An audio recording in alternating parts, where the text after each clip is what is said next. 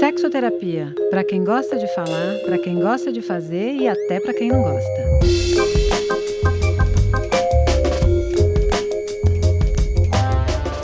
O amor romântico está saindo de cena, levando com ele a sua principal característica, a exigência de exclusividade. Com isso, aumenta o número dos que aceitam viver sem parceiro estável, recusando-se a se fechar em uma vida a dois. Sem a crença de que é necessário encontrar alguém que nos complete, surge a possibilidade de variadas opções amorosas e sexuais. Quem diz isso é Regina Navarro Lins, psicanalista, escritora e colunista de Universa. E é sobre amor livre que vamos falar hoje aqui, no Sexoterapia, esse espaço criado por Universa UOL para falar de sexo e relacionamento. Eu sou Marina Bessa, editora de Universa. E claro que essa conversa inclui a Ana Canosa, psicóloga, sexóloga, terapeuta de casais que escuta muitos desses dilemas diariamente em seu consultório. Tudo bem, Ana? Você sabe que eu estava falando com um paciente meu hoje com um dilema de amor, uma coisa de a mulher quer ter filho e ele não, só que ele gosta dela, ela também gosta dele, e aí eles não sabem o que fazem, e eu disse a ele, pois é, os terapeutas de casal e os terapeutas de modo geral, nós somos testemunhas dessas dores, e às vezes pra gente é bem difícil, sabe, quando você tem pessoas que se amam e entram em dilemas de convivência ou de possibilidade de dar conta ou não dar conta de determinadas emoções. Ô Ana, e o que é amor livre? O amor livre é uma ideia de relacionamento não monogâmico, né? Mas mais do que isso, né? Ser RLI, como dizem os adeptos dos amores livres, é ter como uma concepção de vida livre, ter autonomia afetiva sexual como ponto de partida. Então você pode ter tipos de relacionamento não monogâmicos que a autonomia ela não é o ponto de partida. Para os adeptos dos amores livres, é a autonomia o ponto de partida para qualquer relacionamento. Então, por exemplo, não existe essa ideia de ter um amor principal ou um secundário, uma pessoa mais importante que a outra, ou é mais importante o relacionamento longo do que o curto. Para quem é adepto dos amores livres, o que vale é ter, de fato, essa liberdade para viver vários tipos de amor a partir da minha autonomia. Hoje a dinâmica do Sexoterapia será um pouco diferente. Nós vamos contar a história de apenas uma pessoa, a Sônia, que viveu um relacionamento poliamoroso durante quase 2 anos. Foram mais de 20 anos com esse contrato não explícito da monogamia, né? E aí que veio entrar essa terceira pessoa. Por que raios a gente tem que amar só uma pessoa? Teve os momentos maravilha, mas também teve muita dor envolvida, né? Sexoterapia. Sônia é um nome fictício. Ela concordou em dividir sua experiência com a gente, desde que a sua identidade verdadeira não seja revelada. E ela é a nossa convidada de hoje. Oi, Sônia. Oi, queridas, Marina, Ana. É um prazer estar aqui, podendo trazer um pouco da minha história, né, para aprofundar essa temática que é tão delicada e complexa, na verdade, né? Então, Sônia, é difícil assumir uma opção como essa? Por que você não quis dar seu nome verdadeiro hoje? Bom, eu não quis dar meu nome verdadeiro porque, na verdade, essa história é muito recente, o desfecho dela é muito recente. E ela, eu acho que, assim, envolveu emocionalmente de uma forma muito profunda, né? A mim, ao meu parceiro, que eu já tinha, ele, né, num casamento de mais de 20 anos. Então, de fato, pelo menos da forma como aconteceu para mim e na minha visão, né, é um assunto que gera muita polêmica e que é um assunto bem delicado, assim, né? Para mim não foi um evento simples, acho que teve os momentos maravilha, de muita descoberta, de coisas incríveis acontecendo, mas também teve muita dor envolvida, né? Você está falando de uma coisa importante, Sônia, que é assim, né? O que você está trazendo, pelo que eu estou entendendo, é que a sua relação primeira, que era com seu companheiro, era uma relação, num princípio, de exclusividade de monogamia, é isso? Exatamente. Porque eu acho que isso tem uma diferença, né? Mas aquilo, né? Sem ter aquele contrato verbalmente acordado em relação à monogamia, né? Uhum. É até interessante, porque quando a gente começou a se relacionar, nós dois éramos muito jovens e muito livres, e aí era uma coisa assim, o que vai acontecer se você se relacionar com alguma outra pessoa, se você se interessar por outra pessoa? Se for legal, tudo bem, né? Dá tudo certo você se relacionar com outra pessoa. Então, esse era um discurso.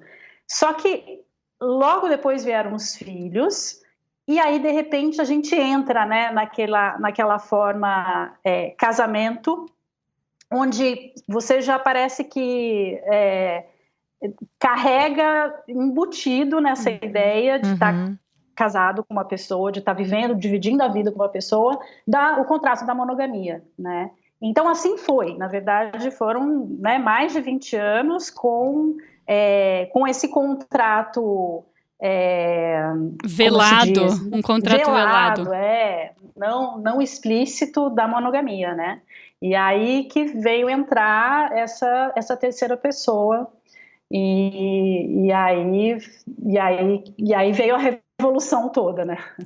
Porque eu acho que deve ter uma diferença, eu fico imaginando, assim, quando você vê, por exemplo, casais que já se estabelecem a partir de de um pressuposto de relação livre. Então, olha, eu acredito que é possível ter vários amores, eu acredito que é preciso ser livre para expressar tanto o afeto quanto a sexualidade, eu não preciso pedir permissão para você sobre isso, porque isso é a minha proposta de vida, né? Ou eu acredito que é possível amar mais de uma pessoa e nós vamos, então, contratar isso. Isso. Ou que é uma questão do num poliamor. Esquema de, aí você está falando de poliamor, porque eu digo assim, também poderia ser um relacionamento aberto, por exemplo. Que a gente mantém o nosso afeto e a gente pode fazer sexo fora da relação. Fora da relação. Isso é uma relação aberta. Eu acho que quando você começa um relacionamento dessa maneira, o outro tem uma certa escolha em será que eu vou bancar ou não vou bancar? Mas ele entra sabendo que esta relação é assim. Exatamente. Quando o afeto ou o sexo acontece durante uma relação que não começou dessa maneira, eu acho que já toca num negócio assim do tipo, essa coisa de ser o predileto, de ser o escolhido, de ser o exclusivo, por mais que a gente saiba que não é, a gente vai criando essa fantasia o tempo todo, essa imagem. Então, só para explicar, no caso da Sônia, então ela era casada já há 20 anos, é isso, Sônia? Quase 20 anos? 25 anos. Há 25 anos, nesse contrato velado, não explícito de monogamia, e de repente apareceu uma terceira pessoa no relacionamento. É isso, Sônia? Conta um pouco pra gente, como foi? É isso. Então, assim, a gente, num casamento, né, com esse tempo todo, com muita construção de coisas lindas, filhos lindos, no trabalho, um puta parceiro de vida, assim, e tal. E claro que haviam conflitos, né, como em toda relação existe, e no pilar da sexualidade existia um conflito. Certo, ou seja, ele queria mais sexo que você. Ele queria mais sexo do que eu, ele queria mais intensidade, e hoje eu olho, assim, a gente conversou muito já sobre isso e tal, e eu entendo que o que ele queria era a fusão, né, esse amalgamar do amor romântico, né, eu se fundir no outro e tá sempre muito junto e muito sendo um, né? E isso, o ápice maior, assim, a canalização maior era através do sexo e da falta de sexo. Chegaram alguns momentos de eu mesma dizer assim, filhinho, vai procurar alguém para transar? Me libera, que eu não tô dando conta. Me libera, porque eu tô assim, eu tô exausta, eu tô cheia de coisa, e se é tão importante para você, para mim é gostoso, é legal, eu não tenho problema com isso, mas, né, não com essa frequência, com essa intensidade que você quer. E isso para ele foi a morte, né? E eu não tinha dimensão de quão dolorido foi para ele ouvir isso, porque para mim era só sexo.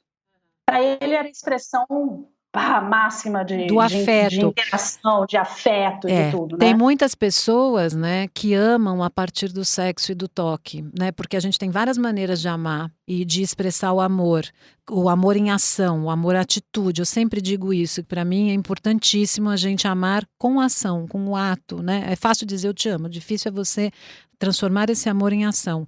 E sexo e toque é uma manifestação de amor para muitas pessoas. Sim. Particularmente para os homens, ou para alguns homens, né? Que muitas vezes, naquele momento, que é como ela está dizendo, encontram na fusão sexual a sua expressão maior, tanto de receber quanto de dar. Perfeito. Então, quer dizer, a partir do momento que ela fala, cara, procura outra pessoa pra transar com você, Não, isso acabou pra ele. é quase como você dizer assim, você não me ama, né? Uhum. E não é isso que ela estava dizendo, né? Porque ela também amava a partir de outro jeito também, né? E para mim, nessa minha dica, ou nesse meu novo contrato, tipo, ó, tá tudo bem se você se relacionar com alguém, era só sexo. Era só sexo. Né? Assim, era só sexo. Eu esqueci de dizer, ó, proibido se apaixonar. Como se bastasse dizer, né, gente? Pois porque às vezes a gente diz assim, vai lá transar com alguém, só que tá todo mundo arriscado a quimicamente achar um negócio incrível e isso se transformar numa paixão. Essa, para mim, é a grande questão dos relacionamentos abertos. É esse, né? Muitos falam, não, tudo bem, você pode se relacionar com quem quiser, mas sem se envolver. Gente, como é que você aperta esse botãozinho de agora não vou me envolver, agora vou me envolver, né? Não dá para prometer isso. Senão, nossa, se desse para prometer isso, gente, eu realmente acho que todo mundo tava liberado, Sim. Você não acha, né? Exatamente. Mas e aí, Sônia? Eu olho hoje em dia, assim, né, toda essa questão do amor livre, do poliamor, ou desses contratos, né, desses contratos de relação aberta. E para vários casais isso soa, né, vale, mas é só o sexo, né? E na verdade é isso. Como é que a gente desliga o botão do se envolver com outra pessoa, né? É tão curioso, vocês me dão uma parte, é tão curioso isso que a gente está dizendo, porque eu andei dando uma olhada nas pesquisas, eu e as pesquisas, né? Sempre vou dar umas estudadas. E eu vi 2 pesquisas interessantes que falavam sobre como a população vê as relações não monogâmicas, especificamente as relações livres, o poliamor e as relações abertas, que é essa, eu posso fazer sexo, mas a gente mantém o afeto, e o swing, por exemplo. E, então assim, o que se observa? Que ainda socialmente existe um mal-estar quando a gente fala de relações não monogâmicas. Mas aquelas que envolvem amor ainda são tidas como mais palatáveis ou com sentimentos mais positivos para os entrevistados do que aquelas que só se referem a sexo. As pessoas têm uma tendência a achar que o relacionamento aberto ou o swing é uma coisa um pouco mais mundana, é uma coisa mais do prazer pervertida. Só. Vai muito mais para o mundano. Então, por mais que a gente diga, vai lá fazer, mas ainda, quando isso se reveste de afeto, você quase que perdoa. A sociedade talvez aceite melhor um casamento entre 3 pessoas do que simplesmente um casamento de 2 pessoas em que essas 2 pessoas estão livres para fazer sexos. Desde que elas não saibam. Porque aí eu acho que entra a questão da hipocrisia. Desde que eu não saiba com quem você transou, tudo bem. Porque eu não entro em contato concreto com isso. Quando está instaurada a descoberta do terceiro, quando isso vem revestido de um amor, eu me apaixonei, isso é mais perdoável ou mais compreensível do que só fui fazer sexo. Entendi. Nossa. Eu achava que era o contrário, Nossa, sabia? eu também. Pois é. Como foi pra você, Sônia? Ele me contou, já era uma relação que ele estava já há algum tempo. E ele chegou um momento que começou a sofrer muito com a mentira, né? Com o não contar. E aí, quando ele contou, foi tipo, pega uma bomba atômica e joga assim, pá, né? Porque foi um baque muito grande e tal. E aí eu tive que lidar com isso, né? Então, assim, no primeiro momento, meu Deus, o que que eu faço com isso, né? Acho que a primeira reação que eu tive foi de querer sumir, né? Ele falou Desaparecer pra do você que estava planeta. apaixonado por outra pessoa. Sim, ele primeiro falou que tinha caído, eu caí, né? Que tinha sido infiel, né? Primeiro eu tinha entendido que tinha sido só uma vez, aí depois eu entendi que não, que na verdade não foi só uma, para depois entender que eles já estavam se relacionando há meses, né? Há praticamente um ano.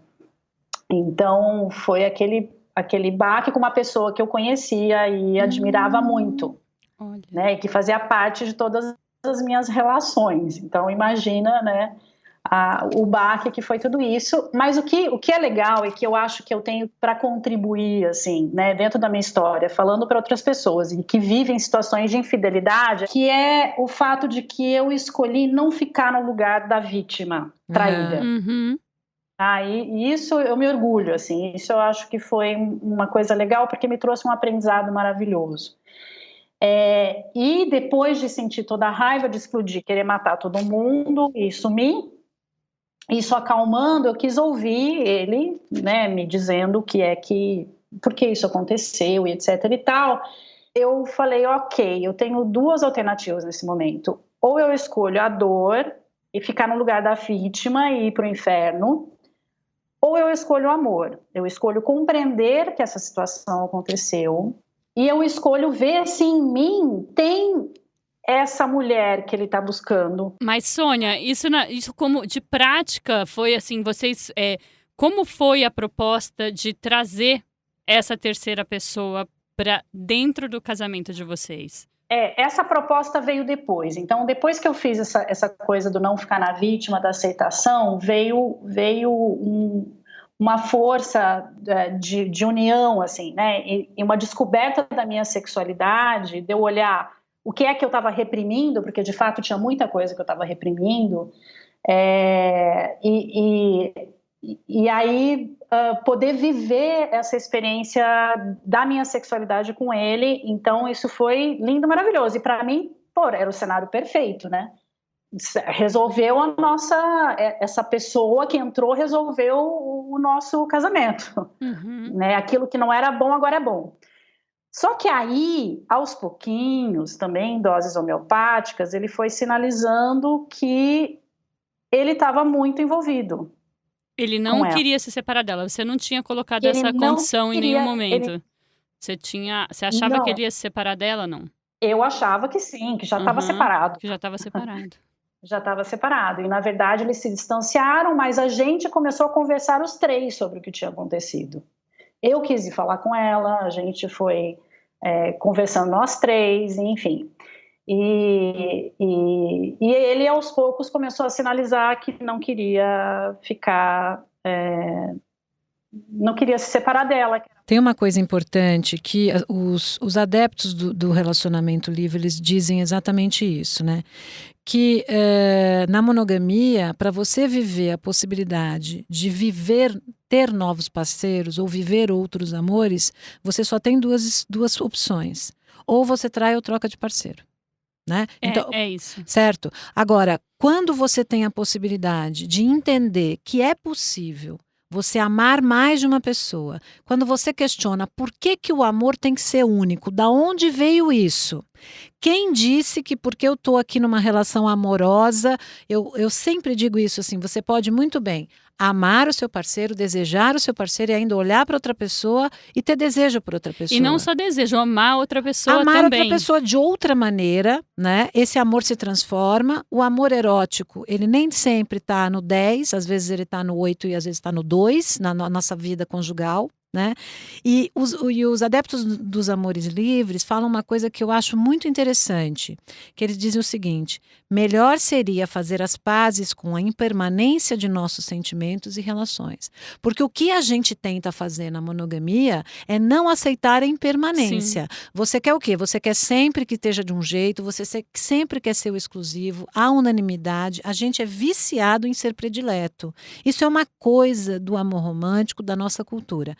Quando a Sônia diz, eu fui a me abrir, eu saí do plano da vítima, que é maravilhoso, porque ela constrói uma narrativa para ela. Eu sempre digo, as pessoas começam, nos casos de infidelidade, porque foi comigo, porque minha filha, sai desse papel.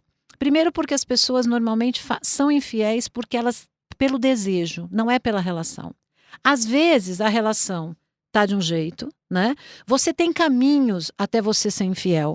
Você pode dizer, o gato subiu no telhado, você pode fazer terapia de casal, você pode conversar com seu parceiro.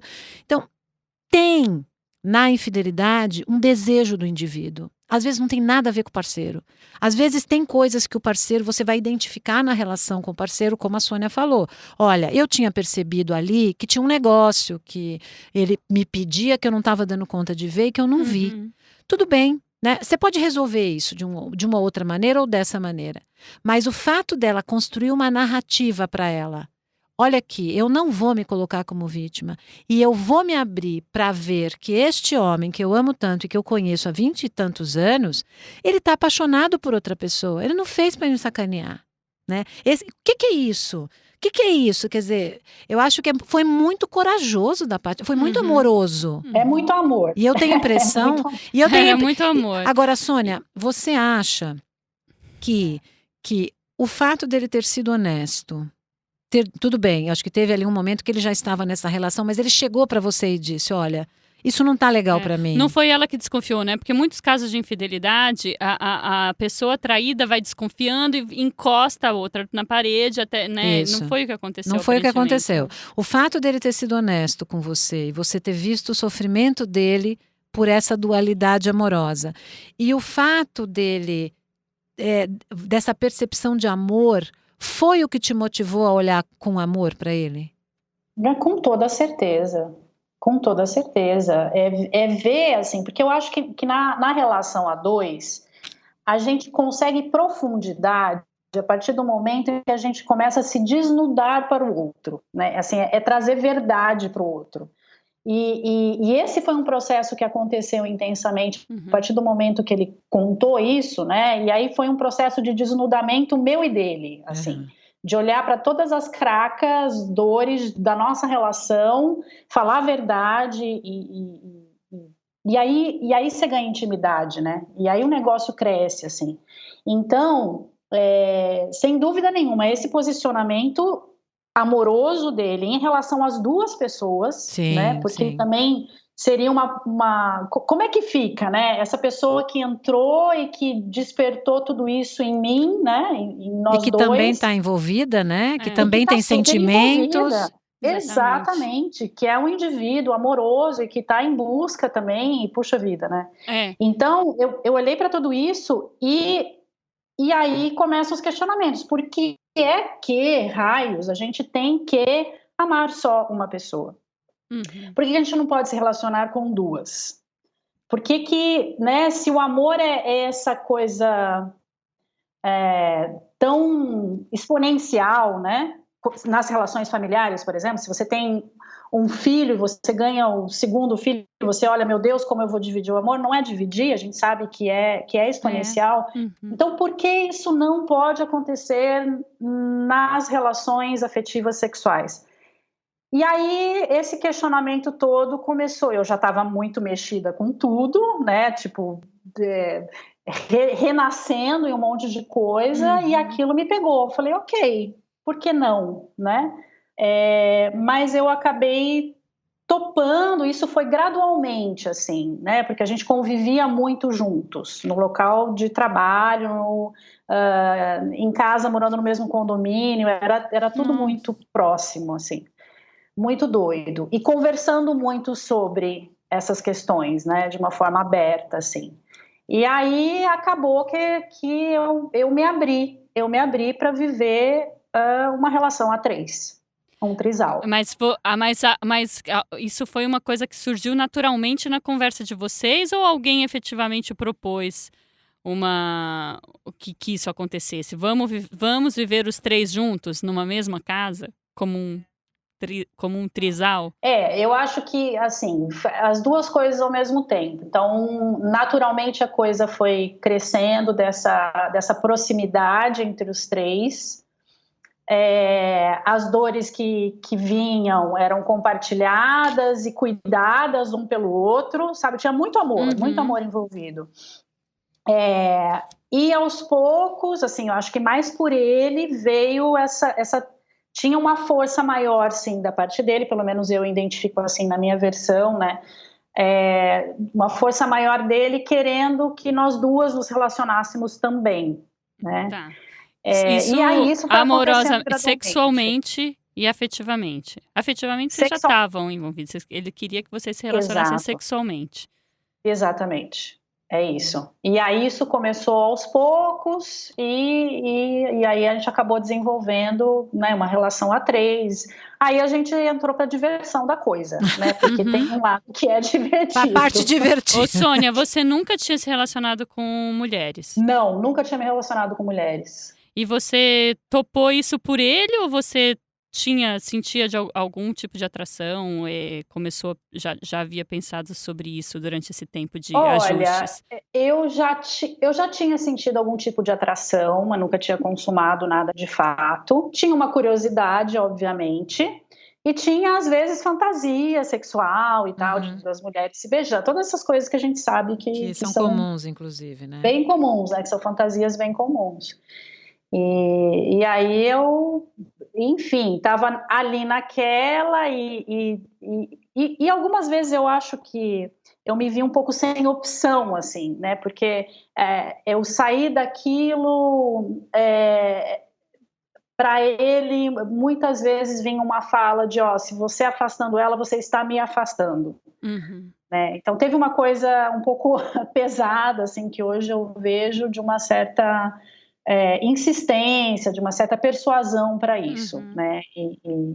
Mas enfim, ok, eu aceitei, né? Seja como for, eu paguei para ver e a gente acabou desenvolvendo essa relação a três por alguns meses, né?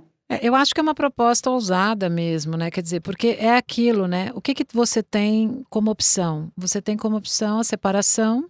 Você tem como opção esse homem também recusar o afeto da outra parceira por quem ele está apaixonado, a outra parceira vai sofrer também, fica todo mundo sofrendo. Não, mas poderia também haver a opção dela falar, tudo bem, você fica com as duas, mas enfim, eu não preciso me relacionar com ela. Isso então, mas ela não queria. Ah, bom, poderia. Que é esse casamento, que é essa relação poliafetiva do tipo, eu sou mono com você ela e vai você ficar com tem você. com ela. Isso, acho que isso também é uma relação poliamorosa que pode acontecer. É uma possibilidade. É uma possibilidade. Eu sou mono, me ligo a você que é poli, que se liga a outra terceiro que é poli. Então, eu não quero me relacionar com outra mulher, por exemplo, ou com outra pessoa. Olha como a coisa é complexa, porque aí, para ele, era uma dor tremenda ter que ficar dividido.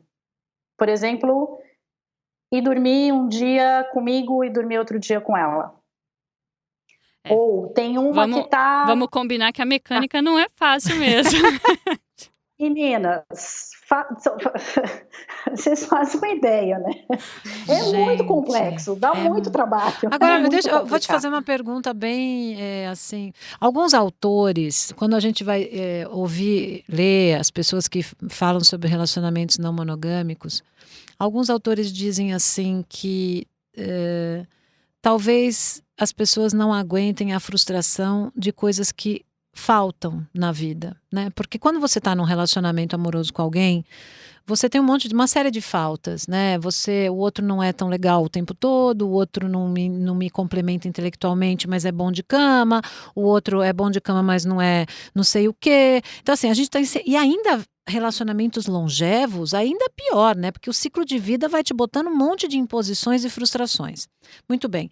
Será que essa ideia de completude, então eu não tenho aqui uma coisa, mas eu vou buscar então numa terceira pessoa, não é quase uma falta ideia meio narcisista de eu tenho que ter tudo? Não tenho dúvida disso. Eu só estou colocando como... Isso parece impossível, né? E a gente sempre tem a impressão de que a gente precisa escolher uma coisa e abrir mão das outras, né? Pois é, que eu acho que o que ela está falando é que no caso dele, né? Ele Queria tudo. ele queria tudo naquele momento. E aí eu faço uma outra contraposição a mim mesma, porque eu adoro fazer isso. Eu me contraponho a mim mesma o tempo inteiro, porque a gente está aqui fazendo reflexões. Por que que eu não posso ter tudo? É legal se essa equação você olha para uma pessoa só, né? Porque assim, a partir do momento que você envolve as outras, se as outras estão sofrendo, É ruim. Sim. Não, entende? Então, eu assim, é uma matemática muito complexa, assim. E que eu acho, gente, não é porque a gente está aqui falando da história minha, Sônia, e que teve todo esse contexto inicial, foi complicado, né? Que isso não é possível, eu não sei, aliás, eu quero aprender. Mas Sônia, a gente não soube nem como é que foi, você não contou essa parte. Vocês começaram a morar juntos numa mesma casa, com filho, com cachorro, com tudo? Como é que foi? Porque imagina assim, ó, eu com ele, a gente tinha uma casa, filhos, cachorro, gato, tudo construído, né, toda a estrutura lá. E ela morava num apartamento, numa outra casa. Começou-se a falar em vamos morar juntos. E aí veja, eu já tô indo mais pro final da história, né? Mas foi aí que eu comecei a pirar, que eu falei, pera lá, tá demais essa coisa aqui pra mim. Mas era isso, a gente, alguns dias da semana, ela dormia em casa, ficava lá, às vezes só ia à noite, a gente fazia uma janta juntos, conversava, barará, às vezes viajava de fim de semana juntos, era assim. Então não era uma convivência de dividir a casa. Entendi. Né? E isso foi assumido assim publicamente, com os filhos? Como vocês fizeram? Aos poucos, e eu acho que num momento em que a gente realmente conseguiu encontrar uma harmonia, uma paz, uma coisa gostosa, e já estava muito presente, assim, né, a frequência dela em casa, e a gente resolveu contar para os filhos e para a família, né, e alguns amigos só sabiam, mas assim, a reação foi muito difícil. Da família foi mais fácil do que dos amigos, por incrível que pareça. Você não acha que os amigos às vezes têm um pouco de inveja? Não, sabe por quê? Eu sou dessa teoria. Quando um casal do seu convívio se separa, gera muita tensão, porque se aquele casal se separou, é possível que você se separe também. Se um casal amigo alguém trai, isso gera muita tensão no outro casal amigo, porque assim, pô, se ela traiu, eu também posso trair, o outro pode ser traído. Então, traz para você, né, essa desconstrução do mito do amor romântico, que a gente sempre fala, o quanto a gente fantasia que a gente é único, que aquilo vai ser para sempre, aquela história toda. A gente é a pessoa do outro, né? Eu imagino que quando você contou, gerou muita tensão, porque imagina se meu marido começa agora a querer fazer igual. Né? Ou usar o caso deles para me excitar sexualmente à noite, porque aí você já imaginou? Não, eu tive amiga, assim, no momento que a gente contou, olhando de cara feia, assim, pro parceiro dela, não levantando o dedo e falando assim, você não se atreva. Mas é lógico, imagina à noite, ele fala assim, você já imaginou a Sônia com fulano e não sei o que, e você cita para transar com a mulher? Uma pira, né? Não, com certeza. Porque como é que eu vou... Agora, eu acho que isso também é interessante, né? Como os casais conseguem, por exemplo, as pessoas introduzir este tema no relacionamento monogâmico. Porque uma coisa é eu ser relações abertas desde o início. Outra coisa é eu, no meio do meu relacionamento amoroso, eu me apaixonar por alguém. Considerar essa possibilidade. Ou eu querer transar fora da relação, né? Eu querer abrir o relacionamento. O medo que dá de falar isso, porque nem todo mundo, e eu vou dizer boa parte das pessoas, não terão, talvez, a convicção amorosa da confiança no outro, né? Então ela ficou irritada, ficou nervosa, quebrou o pau, mas depois ela foi olhar para isso de um jeito muito amoroso. E tentar, né? Poder tentar, se abrir para tentativa. Eu acho muito corajoso da parte dos três, né? Sim. E dessa moça que entrou também numa relação constituída por 20 anos, gente. Já. Também para ela Como é que é também as pessoas olharem ela como a usurpadora? Porque é isso que as pessoas de fora vão olhar, né? Ela está usurpando. Era só pegando o gancho aí, Ana, porque é interessante, assim, porque a gente tinha a consciência, a maturidade de entender que quando eu olhava para ela como a outra, a que entrou na relação, que entrou no meu casamento como a amante dele, era um sentimento de muita raiva que vinha para mim. Então, nos momentos de conflito, ela virava a outra. E nos momentos em que a gente conseguia nutrir de amor, ou conseguia falar, né, conversar e se apoiar, eu via ela como a pessoa que ela é, né, como um indivíduo que tem as suas características, as quais eu admiro, as quais eu gosto, etc e tal, entende? Então, a gente estava sempre atento para tentar sair desse estereótipo, né, da outra, da que traiu e do cara que traiu, etc e tal. Mas, ao mesmo tempo, hoje, né, olhando para tudo isso, como diz uma amiga minha, também também foi a outra que entrou, né? Não existia ciúmes nessa relação? Ai, meu Deus, sim, muito, né? Eu acho que, principalmente da minha parte, claro que tiveram momentos dela ter, ele menos, a dor dele era outra, era mais essa coisa de ter que se dividir. Mas para mim era muito intenso, né, esse sentimento de ciúmes, porque assim, é aquela coisa, né, de três, né, com dois você equilibra a unidade ou momentos de afastamento, mas com três sempre vai ter um que vai estar excluído. Sexoterapia volta já. Os podcasts do UOL estão disponíveis em todas as plataformas. Você pode ver a lista desses programas em uol.com.br/podcasts.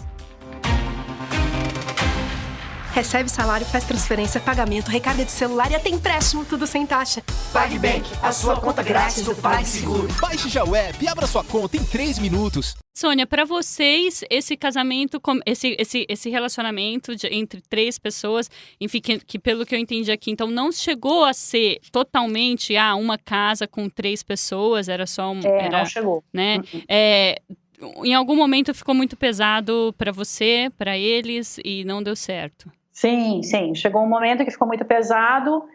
Eu acredito assim, principalmente para mim, né, a decisão do não quero mais brincar disso, né, foi minha, né, depois que eu comecei a me olhar e buscar ajuda. Na verdade, eu fui buscar ajuda de diversos terapeutas aqui na minha cidade.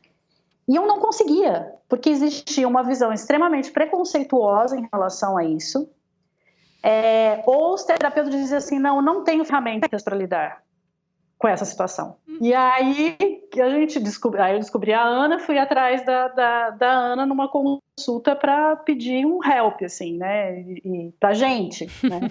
Mas a partir daí começou a ficar muito claro, assim, que quem estava sofrendo mais com tudo isso era eu não estava sustentando mais, né? Não tinha sido uma escolha minha desde o princípio, etc e tal.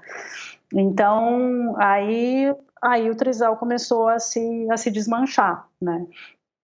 Então, esse foi o desfecho da história. Não são todos, pelo que a gente estava conversando aqui, nem todo relacionamento poliamoroso se estabelece dessa forma, né, Ana? E eu acho muito importante deixar claro isso, porque relações não monogâmicas, elas sempre existiram na sociedade, sempre existiram, né? Antigamente, acho que elas eram até mais, aconteciam com mais força. Depois a monogamia foi bem instaurada socialmente, continuaram existindo de um jeito ou de outro, né? E eu acho que agora estão retomando a sua visibilidade. E eu acho importante isso. Agora, tudo tem a ver com o ciclo de vida, tem a ver com o momento da relação. Se eu estou num apaixonamento, eu sou monogâmico por natureza. É difícil o meu parceiro chegar para mim e dizer, olha, eu quero sair para transar com outra pessoa, porque isso para mim vai ser mais doloroso.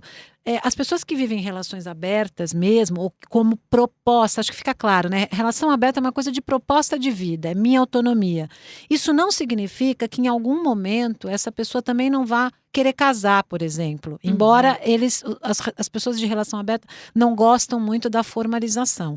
Às vezes até formalizam relações por questões legais, por questão de convênio médico, de herança, etc. Mas a formalização do casamento traz toda a questão de tradição, de hierarquia, de gênero, etc, etc. Então, uma coisa é eu começar uma relação sem essa formalização, né, com uma proposta completamente diferente. Outra coisa é eu estar numa proposta totalmente modelo tradicional e viver isso. É possível? É possível.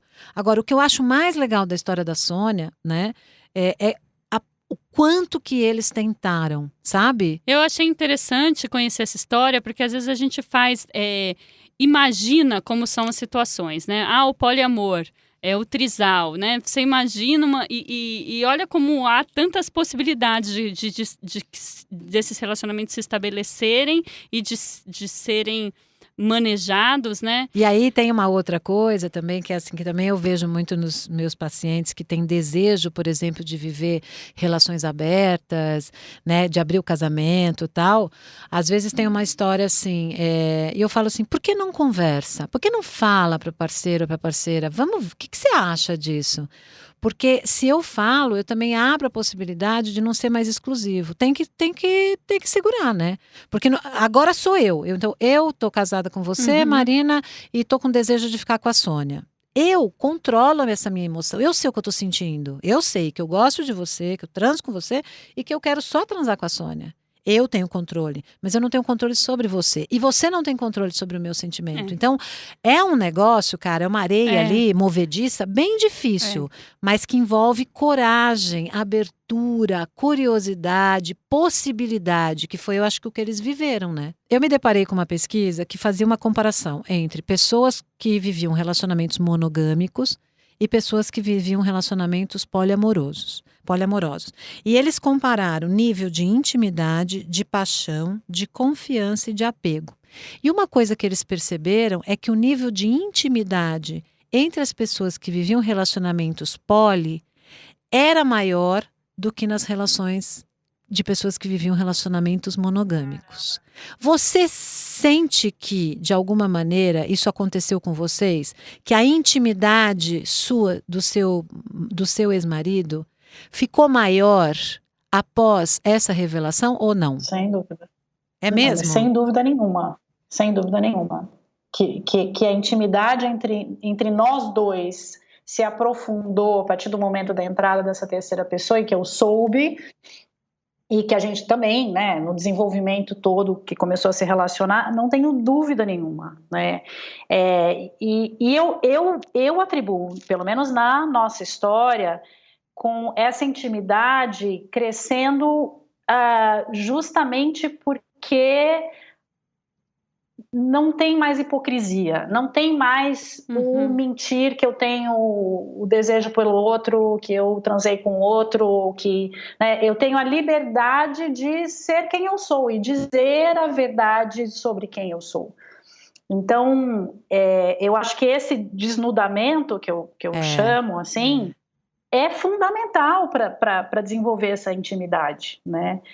Então, eu concordo sim, e tem a questão também de que a entrada desse terceiro sexualmente traz um baita de uma revolução, né? Traz um apetite sexual muito maior, mexe muito com a questão toda da sexualidade do casal, então tudo isso eu vivi, né? Isso eu vivi. Você acha que ele ficou, na medida em que trouxe esse desejo por essa terceira mulher, mais desejante a seus olhos? Ficou, obviamente. A entrada do terceiro sempre nitidamente.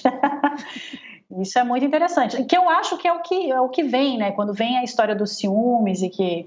Não sei se foi no podcast de vocês que eu ouvi isso, né? Que o ciúmes é a pimenta da relação do erotismo, sexual, isso. Às vezes acontece.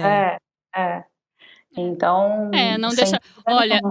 certamente acabou com aquele marasmo do relacionamento, não é mesmo? Nossa Senhora, Revirou do maravilhoso. avesso. E era tudo menos o tédio dos 25 anos de casamento, né? E eu até, assim, retomando um pouco da nossa história, né, assim, e lembrando, olhando mensagens, até porque a gente tinha um grupinho no Telegram que trocava fotos e olhando para aquilo hoje, assim, falei, gente, como era intenso e maluco, porque aí eu lembrei, assim, que a gente até brincava que a gente era montanha-russa, então, de repente, a gente estava no céu, tipo, descobrir, nós vamos revolucionar o mundo com amor livre, e a gente vai fazer palestras no mundo inteiro, e a gente vai andar numa van, e, nossa, Que ótimo.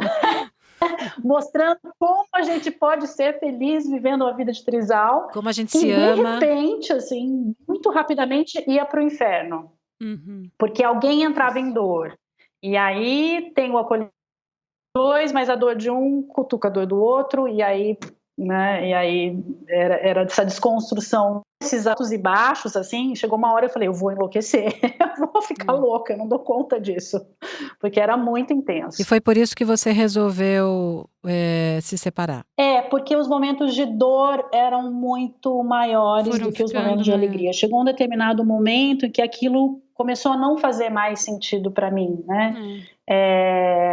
Primeiro pela complexidade da relação a três. Segundo, pela forma como eu tinha entrado naquela história. Então, isso era sempre algo que voltava, né, para mim, assim. Puxa, mas eu escolhi de fato estar aqui, assim, desde o princípio, né?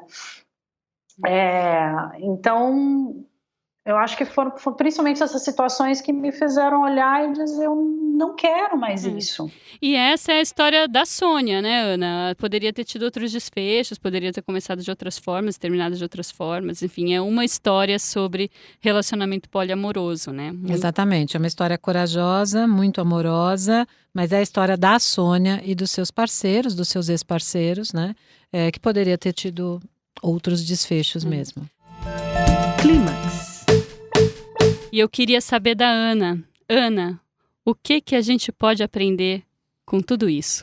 A gente pode aprender que o amor livre é uma proposta de vida, né? Que tem a autonomia afetiva sexual como ponto de partida. A gente pode aprender que poliamor, relações abertas, swing e RLI, que são essas relações abertas, são tipos de relação não monogâmicas que não são a mesma coisa e podem ter gradações, e que você pode começar de um jeito e aí terminar no outro. A gente aprendeu que amor, abertura, honestidade são fatores imprescindíveis para quem quer viver relações não monogâmicas, e esse é o melhor toque para quem quer viver relações monogâmicas. Também amor, abertura e honestidade faz bem. A gente aprendeu que desnudar a alma é sempre uma possibilidade de promover mais intimidade, mas que também isso revela dores, porque somos todos humanos. E a gente aprendeu com a Sônia e com seus parceiros, eu tenho certeza, que o que importa é a narrativa que a gente escolhe contar as histórias de amor. Foi bom para você? O que você recomenda pra gente, Sônia, sobre amor livre? Sobre amor livre. Eu acho que tem esses documentários do YouTube e que abordam a temática com alguma profundidade, assim, que é bacana de ver. Tem um que se chama Poliamor, simplesmente documentário Poliamor, e é um bacharelado de algum aluno de audiovisual do Senac, foi feito em 2010. E você, Ana, quais são suas dicas de hoje? Olha só, eu vou indicar um livrinho que foi feito por vários autores de uma comunidade RLI, de relações livres. RLI, como é que é? R é da o letra R da letra R, L de laranja e I de igreja. RLI. Então, eles têm um livro de relações livres. Então, o livro chama... Relações livres. O livro chama Relações Livres, uma introdução, coleção RLI, R de rato, L de laranja e de igreja, da editora Regina Faria, que foi um livro escrito pelo coletivo RLI-E, que aí eles colocaram o E como uma adição. Então, que tem o www.rli-e.com.br. E a minha indicação é um livro que chama A Ética do Amor Livre, Guia Prático para Poliamor, Relacionamentos Abertos e Outras Liberdades Afetivas, de duas autoras, Janet Hardy e Dossie Easton, tomara que eu tenha falado o nome dela certo, e que foi publicado recentemente no Brasil pela editora Elefante. É desse livro aquela abertura da Regina Navarro, para a orelha desse livro que a Regina Navarro escreveu aquilo que eu li no começo sobre relações livres, amor livre, e está me trazendo muitas explicações, muitas revelações, enfim, e traduzindo e desmistificando um pouco do que parece ser tão inacessível para uma pessoa monogâmica como eu. Tá? Muito obrigada, gente. Ótima conversa. Gente, foi ótimo, viu? Adorei. Muito bom. E a gente espera vocês aqui no próximo Sexoterapia. Até lá. Siga o Universal UOL nas redes sociais e compartilhe com a gente a sua história. Quem sabe o seu dilema não é o próximo a ser tratado por aqui. Você pode ouvir este e outros podcasts do UOL em uol.com.br/podcasts. Sexoterapia tem apresentação de Marina Bessa e Ana Canosa. Edição de áudio, João Pedro Pinheiro. Reportagem, Fernanda Colaviti. Coordenação, Juliana Carpanês.